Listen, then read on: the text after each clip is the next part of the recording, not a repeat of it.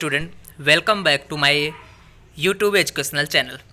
तो देखो, अभी तक जिसने भी सब्सक्राइब नहीं किया है, प्लीज़ क्या करो, जाके चैनल को सब्सक्राइब करो, शेयर करो और बेल आइकन को प्रेस करो। बेल आइकन को प्रेस करोगे तो क्या होगा, जो भी मैं वीडियो अपलोड करूंगा वो क्या होगा, नोटिफिकेशन आपको मिलता जाएगा, जिससे आप क्या करोगे, इजीली वीडियो देख सकते हो। ठीक है। तो लास्ट वीडियो लेक्चर में हमने strength of acid and base देखा था। ठीक है, इंडिकेटर के बारे में थोड़ा सा देखा था, पीएच स्केल के बारे में देखा था। आग पहले हम अब देखेंगे importance of pH in every life. PH के बारे में हमने समझ लिया, पढ़ लिया। ठीक है, पीएच का देखो हमारी एवरीडे लाइफ में क्या इंपॉर्टेंस होता है। ठीक है, तो role of pH in everyday life. PH play a very important role in our everyday life. First one is in our digestive system. देखो हमारे जो बॉडी में डाइजेस्टिव सिस्टम है, ठीक है, हमारे बॉडी का, उस डाइजेस्टिव सिस्टम में भी पीएच का क्या होता है, एक बहुत ही इंपॉर्टेंट रोल होता है। बहुत ही इंपॉर्टेंट रोल होता है। देखो देखो hydrochloric acid produce in our stomach help the digestion of food without causing any harm to the stomach. देखो जो भी हाइड्रोक्लोरिक एसिड होता है, ठीक है, वो क्या करता है, हमारे स्टमक में रहता है। ठीक है, हमारे स्टमक में प्रोड्यूस होता है और क्या करता है, हेल्प करता है डाइजेशन को। फूड के जो हमारा फूड है उसके डाइजेशन में क्या करता है, हेल्प करता है। ठीक है, बिना स्टमक को क्या किए कोई हार्म पहुंचाए, बिना कोई भी डैमेज किए हुए क्या करता है, स्टमक में वो जो फूड होते हैं उनको डाइजेस्ट करता है। तो देखो हेल्प करता है डाइजेस्ट करने में।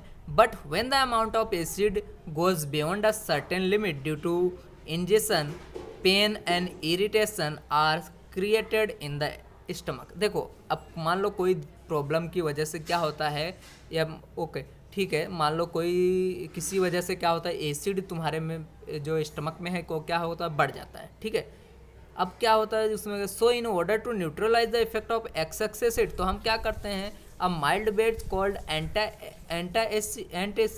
Antacid is usually taken. देखो तो क्या होता है कि अगर हमारे स्टमक में एसिड ज़्यादा हो जाता है, हम क्या कर सकते हैं, बाहर से एंटी एसिड या फिर हम बोल सकते हैं उसको बेस की तरह से कोई दूसरा माइल्ड बेस जो क्या होता है, कम, मान लो थोड़ा बहुत स्ट्रॉन्ग नहीं होता है। ठीक है, माइल्ड बेस हम लेते हैं एज अ एंटी एसिड, जिसकी वजह से क्या होता है, वो दोनों एसिड और बेस को क्या कर, बेस एक तो एसिड का पीएच ज़्यादा बढ़ जाता है। ठीक है, अगर एसिड क्या होगा तुम्हारे में ज़्यादा हो गया, उसका स्ट्रेंथ बढ़ गया तो उसका पीएच बढ़ जाएगा। अब पीएच बढ़ा तो मान लो हमारे बॉडी को अगर पीएच मान लो 7.4 की ज़रूरत है, ठीक है, ओ सॉरी, अगर हमारे में 3.4 की ज़रूरत है या 5.6 की ज़रूरत है, 5.6 की ज़रूरत है एसिड, तो मान लो ये हमारे एसिड में स्ट्रेंथ उसका हो गया 4.1, तो हम इतना एसिड अगर ज़्यादा हो जाएगा तो क्या करेगा, हमारे स्टमक को वो नुकसान करेगा, जिसकी वजह से हम क्या कर सकते हैं, उसमें से एक माइल्ड बेस मिलाते हैं जिसको ये क्या करता है, न्यूट्रलाइज करता है और पीएच वैल्यू को क्या कर देता है, थोड़ा सा यहाँ पे न्यूट्रलाइज, जैसे जैसे OH माइनस डालोगे तो क्या होगा, पीएच थोड़ा बढ़ने लगेगा, तो कहाँ पे आ जाएगा, 5.6 पे आ सकता है। ठीक है, आप अगर पीएच कम करते जाओगे तो एसिडिक ज़्यादा होगा, आपको पता है 0 पे सबसे ज़्यादा एसिडिक होता है, इसी तरह 7 के आसपास जाता है तो मीडियम हो जाता है। ठीक है, 5.6 है तो इसमें क्या होगा, 5.6 हो जाएगा तो बराबर हो जाएगा जितना बॉडी के चाहिए, ऑलमोस्ट 7.4 जितना होता है। ये मैंने सिर्फ समझने के लिए एग्जांपल लिया। ठीक है, तो यहाँ पे देखो magnesium hydroxide, milk of magnesia is the mild base which is usually used as a antacid. देखो मैग्नीशियम हाइड्रोक्साइड क्या होता है, MgOH ट्वाइस, MgOH ट्वाइस क्या है तुम्हारा, ये एक मिल्क ऑफ मैग्नीशियम इसको बोलते हैं, ये माइल्ड बेस है। ठीक है, और इसको हम क्या करते हैं, एंटी एसिड के रूप में लेते हैं। ठीक है, जिससे न्यूट्रलाइज होता है एसिड और हमारे जितने बॉडी में जितने पीएच की ज़रूरत हो उतना ही पीएच मिले। सेकंड आपका है acid cost tooth decay. When we eat a sugary food, it gets degraded by bacteria present in the mouth and an acid is formed. ठीक है, when the pH becomes lower than 5.5, मान लो अगर हम सुगरी या sugar वाले food खाते हैं, ठीक है, तो उसमें क्या होते हैं, बैक्टीरिया प्रेजेंट होते हैं माउथ में और एसिड क्या होता है, फॉर्म होता है। जब मान लो अगर when the pH becomes lower than 5.5, अगर 5.5 से कम हो जाता है, ठीक है, पीएच, तो क्या होगा, एसिडिक मीडियम ज़्यादा बढ़ जाएगा, है ना। टूथ इनमेल गेट्स कोरेडेड, तो देखो जो टूथ का इनमेल मान लो होता है तुम्हारे, वो क्या होता है, कि कोरोड हो जाएगा, मतलब झड़ने लगेगा, वहाँ से थोड़ा थोड़ा क्या होगा, वो कोरोड होने लगेगा। सैलिवा विच स्लाइटली अल्कलाइन, जो सैलिवा होता है हमारे यहाँ माउथ में, वो क्या होता है, क्या होता है, एल्कलाइन होता है थोड़ा थोड़ा। Produce in mouth neutralize some acid, ठीक है, वो कुछ क्या करता है, अल्कलाइन मतलब बेसिक सब्सटेंस क्या होता है वो प्रोड्यूस करती है, जिसकी वजह से कुछ एसिड क्या होते हैं, न्यूट्रलाइज हो जाते हैं। बट उसमें भी बहुत सा अगर but excess acid remains in unaffected, मान लो अगर ज़्यादा एसिड अनअफेक्टेड रहे तो क्या होगा, जिसकी वजह से the excess acid can be removed only by the use of toothpaste which is alkaline, जिसकी वजह से हम क्या करते हैं, टूथपेस्ट का यूज़ करते हैं, जिससे जो एसिड है वो क्या हो, थोड़ा सा न्यूट्रलाइज हो जाए, ठीक है, अल्कलाइन हो जाएगा। तो क्या होगा, जितना जो पीएच की ज़रूरत होगी उतना मिलेगा, तो हमारा जो टूथ होगा वो क्या होगा, सेफ होगा। अगर पीएच उसका डिक्रीज हो जाएगा तो एसिडिक मीडियम मतलब ज़्यादा रहेगा, इंक्रीज रहेगा। उसको डिक्रीज करने के लिए एसिडिक मीडियम हम उसमें बेस मिलाएंगे, जैसे अ टूथपेस्ट कैसा होता है, बेसिक मीडियम वाला। नीम स्टिक कंटेन अल्कलाइन जूस। देखो अब नीम स्टिक से भी गांव में आपने देखा होगा कि क्या करते हैं वो लोग, ब्रश करते हैं ना, ठीक है, तो उसकी वजह से उसका मतलब रीज़न क्या है उस करने का, क्योंकि उसमें बेस प्रेजेंट होता है, ठीक है, अल्कलाइन जूस प्रेजेंट होते हैं, जिसकी वजह से वो क्या करता है, एसिडिक मीडियम को न्यूट्रलाइज कर देता है और हमारा टूथ डीके होने से बचा लेता है। So the cleaning of tooth by neem stick also help to the reduce tooth decay. इसलिए क्या करता है, अगर हम नीम स्टिक से भी मान लो क्या करते हैं, क्लीन करते हैं टूथ को, तो क्या होता है, वो हेल्प करता है हमारे रिड्यूस होने से, टूथ को डीके के रिड्यूस होने से, मतलब उसको टूटने से। थर्ड आपका acid is produce in the फैटिक muscles, ठीक है। अब थकान में देखो कभी मान लो जो एसिड प्रेजेंट होता है उसके बारे में देख ले। As a result of a physical exercise stiffness and pain is the muscle start due to the formation of lactic acid. ये अभी आप 6 चैप्टर में पढ़ोगे लैक्टिक एसिड कैसे प्रोड्यूस होता है, ठीक है। तो यहाँ पे आप जो दिया उतना समझ लो। As a result of physical, जब हम फिजिकल एक्सरसाइज करते हैं तो stiffness and pain in the muscles start, क्या होता है, मसल्स में पेन स्टार्ट होने लगे। वो किसकी वजह से होता है कि जो हमारे बॉडी में है वो लैक्टिक एसिड क्या होता है, प्रोड्यूस होता है, उसकी वजह से क्या होता है, पेन स्टार्ट होता है हमें। To the supply of oxygen in muscle is reduce, oxygen क्या होगा, रिड्यूस हो जाएगा सप्लाई होना, ठीक है, मसल्स में। This cause difficulty in the release of energy leading to the increase in the rate of anaerobic metabolism. As a result lactic acid get accumulated in the muscles, ठीक है, ये तुम्हारा थर्ड है। Fourth देखो, some animals and plants contain acid. देखो कुछ animals and plants भी क्या होते हैं, एसिड कंटेन करते हैं, होते हैं उनमें। जैसे देखो honey bee inject an acid through its sting which causes pain and irritation. देखो जब हनी बी होती है वो क्या करती है, अगर हमारे मान लो कोई बॉडी पार्ट्स पे आके कट कर, ठीक है, वो क्या करे, इंजेक्ट करे, तो उसमें क्या होता है, उसके अंदर एक एसिड प्रेजेंट होता है, जिसकी वजह से हमें पेन एंड इरिटेशन होने लगता है उसके काटने से। Hence a mild base like a baking soda is applied to treat the wound।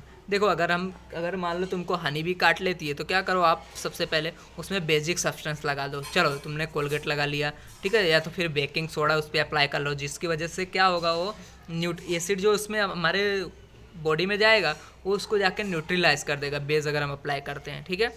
Similarly निटल leaves, देखो निटल एक प्लांट होता है, उसके लीव्स में क्या होता है, which have the stinging hair, उसमें क्या होता है, एक हेयर जैसा स्टिंगिंग हेयर होते हैं। व्हेन टच करोगे इंजेक्ट फॉर्मिक एसिड, उसमें क्या होता है, फॉर्मिक एसिड प्रेजेंट होता है उसकी, ठीक है, इन आवर बॉडी इंजेक्ट करेगा तो फॉर्मिक एसिड कहाँ आ जाएगा, अपनी बॉडी में। This is cause a burning of pain, और कैसा होता है, हमें जैसे जलन जैसा दर्द होता है उसमें, ठीक है। अब इसको हमें देखो, nettle is a stinging plant, when one accidentally touches its hair a painful effect is produce. अगर आप उसको क्या करते हो, अचानक से एक्सीडेंटली टच कर दिए, जानबूझ के तो करोगे नहीं, अगर आपको पता होगा तो क्या करो, उसमें क्या होगा, पेनफुल आपको इफेक्ट प्रोड्यूस होगा, ठीक है। Then as a remedy the effect area is rubbed, उसको क्या करो, रब्ड कर दो with a dog plant. Dog plant एक बेसिक प्लांट होता है, जिसको आप उस जगह पे रगड़ोगे जहाँ पे वो आपने उस प्लांट को वो टच किया है, तो जिसकी वजह से क्या होगा, तुम्हें रिलीफ मिलेगा। The dog plant is alkaline which is neutralize the effect of acid, क्या होता है, वो अल्कलाइन होता है और एसिड के इफेक्ट को क्या करेगा, वो डिक्रीज कर देगा। फिफ्थ नंबर आपका है the brilliance of tarnished copper vessel can be restored by using acid. देखो you know lemon juice contain an acid, आपको पता है, ठीक है, लेमन जूस क्या करता है, एसिड कंटेन करता है। In order to clean a copper vessel we rub it with the piece of lemon. देखो अब हम क्या करें, कॉपर का मान लो तुम्हारे पास वेसल है, ठीक है, हम उसको क्या करें, लेमन के पीस से रब करते हैं। The Stoinis on the vessel is caused by the formation of a layer of basic copper oxide. Basic copper oxide की वजह से उस पर लेयर आता है ना। Since lemon juice contain citric acid, lemon juice में क्या होता है, साइट्रिक एसिड होता है। ऑक्साइड कौन है, कॉपर ऑक्साइड प्रेजेंट है उस पर, ठीक है, वेसल्स पे। It react with copper oxide and copper, देखो ये तुम्हारा कॉपर ऑक्साइड है, कॉपर ऑक्साइड यहाँ पे प्रेजेंट है उस पर, ठीक है। बाद में क्या होगा तुम्हारा, ये देखो ये साइट्रिक एसिड, ये क्या करेगा, साइट्रिक एसिड रिएक्ट करेगा उसके ऊपर, और जब आप उसको वॉश करोगे तो क्या होगा, वो मान लो फ्रॉम, देखो copper oxide to copper citrate, क्या बन जाएगा, ये यहाँ पे जो ऑक्साइड है ये हट जाएगा और क्या बन जाएगा, ये कॉपर साइट्रेट बन जाएगा। एंड इज वॉश्ड अवे, और क्या होगा, वो वॉश अवे हो जाएगा, वॉश करोगे तो उससे क्या होगा, वो दूर हो जाएगा। Then vessel then regains its shining appearance, और क्या करेगा, जो वेसल्स बर्तन होगा वो क्या करेगा, अपना चमक वापस आ जाएगी उसकी, ठीक है। तो यहाँ पे आपका 6 नंबर है पीएच ऑफ सॉइल। सॉइल में देखो पीएच का क्या इंपॉर्टेंस है। सॉइल्स आर जनरली एसिडिक, देखो सॉइल्स जो होती है वो सभी के सभी क्या होते हैं, जनरली एसिडिक होते हैं। Plants require definite pH range for their proper growth, ठीक है। अब प्लांट्स जो हैं उनके ग्रोथ के लिए क्या होना चाहिए, हमें एक फिक्स या फिर क्या बोल सकते हैं डेफिनेट रेंज वाला हमें पीएच जरूरी है। उतने रेंज में अगर पीएच होगा तो क्या होगा, सॉइल का में से जो प्लांट्स हैं, सॉइल में से जो प्लांट्स आते हैं ग्रो होते हैं, उनका ग्रो क्या होगा, प्रॉपर होगा। They do not grow in alkaline soil, देखो अगर आप अल्कलाइन सॉइल में अगर आप मतलब बेसिक सॉइल में अगर आप उसको ग्रो करना चाहोगे तो कभी भी ग्रो होएगा नहीं। Many plants do not grow properly in highly acidic और हाईली अल्कलाइन सॉइल। देखो बहुत से ऐसे प्लांट्स हैं, अगर आप बहुत ज़्यादा एसिडिक कर दोगे तो भी नहीं ग्रो होंगे, बहुत ज़्यादा बेसिक कर दोगे तो भी ग्रो नहीं होंगे। सो highly acidic soil is treated by spreading quick lime. देखो तो जो ज़्यादा एसिडिक मान लो सॉइल है उसमें क्या करते हैं, क्विक लाइम हम क्या कर सकते हैं, उसको स्प्रेड करते हैं, या फिर स्लैग्ड लाइम या फिर कैल्शियम कार्बोनेट को हम क्या करते हैं, उस पर स्प्रेड करते हैं। एसिड के ऊपर हम बेस, मतलब ये अल्कलाइन है ये सब, क्विक लाइम स्लैग लाइम, इसको स्प्रेड करेंगे तो क्या होगा, इसकी एसिडिटी क्या होगी, डिक्रीज होगा ही, जिसकी वजह से क्या होगा, वहाँ पे प्लांट्स का प्रॉपर ग्रोथ हो सकेगा, ठीक है। तो यहाँ पे आपका इम्पोर्टेंस ऑफ पीएच ख़त्म होता है, फिनिश होता है, ठीक है। आगे हम पढ़ेंगे इंडिकेटर के बारे में। आप क्या करो, सभी का नोट्स बना लो, ठीक है। क्या करना है, स्क्रीनशॉट पढ़ के नोट बना लेना, ठीक है। तो चैनल को सब्सक्राइब करो और सभी के साथ शेयर करो। Thank you very much.